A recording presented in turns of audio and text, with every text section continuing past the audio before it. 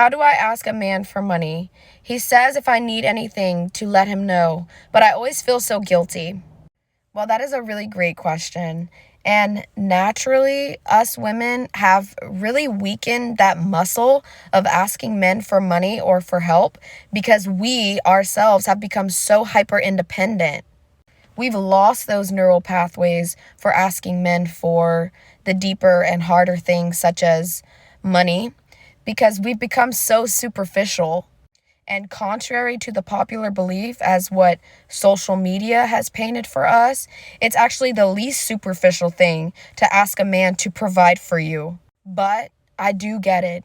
Because of the way that things are now, and because there are so many guys online saying that she's just going to use you for all your money and rob you blind, yeah, it's a bit harder to propose those questions to them, especially if he is a Western man.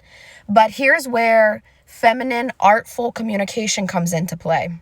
So the fun thing about being a feminine woman is that we get to have this fun play of words, and we get to use these sort of manipulation tactics, but not a bad or negative manipulation, but a positive manipulation.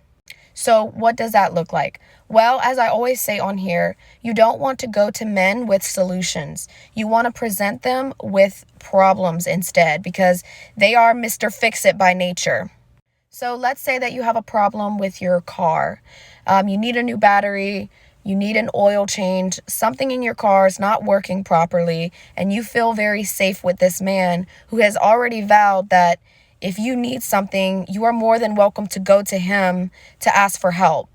So you could say something like, babe, my car has been giving me trouble. I really need a new battery, or I need my oil changed.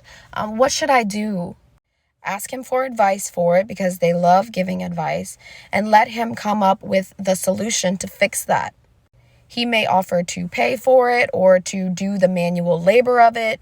But either way, you haven't demanded or expected anything. You simply just requested for advice. Because there is that line of needing and being too needy. And nobody wants to deal with somebody that is too needy.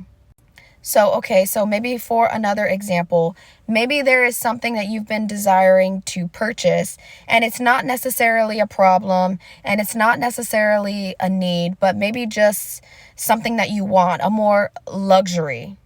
So it could be a new dress or a new pair of shoes. So you could artfully communicate by sending him or showing him the new dress and the new shoes that you've been having your eyes on. So you can say something like, oh, aren't these shoes so beautiful? I love them. You should buy them for me. You could even throw in there, I want to wear them for you. So do you see how my energy is very light and playful with it? Because it's not necessarily a need, it's just a luxury. But by throwing in that, oh, I'll wear them for you, makes him feel more special in what he can give and provide. So I'll give you another example. This actually just happened to me the other day.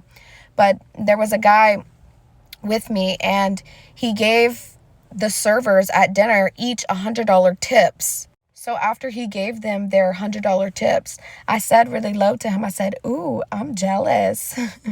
And then he proceeded to double it and hand me money right after. But you see how I artfully manipulated my words by getting what I wanted just by simply throwing in a little bit of playfulness in my words.